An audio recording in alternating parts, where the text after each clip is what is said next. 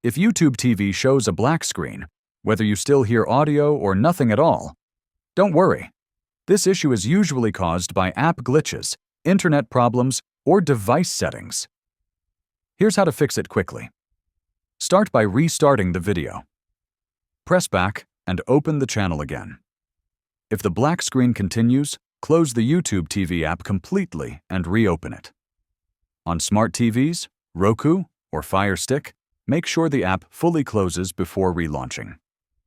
Next, restart your device. Turn off your TV, streaming stick, or phone, wait 10 seconds, then turn it back on.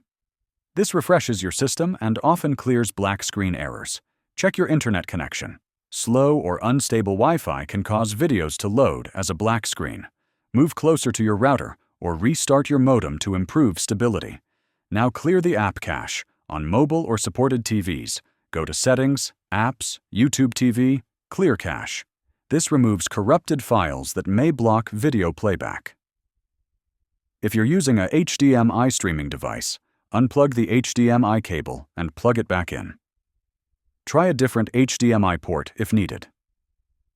Finally, update the YouTube TV app and your device software to the latest versions.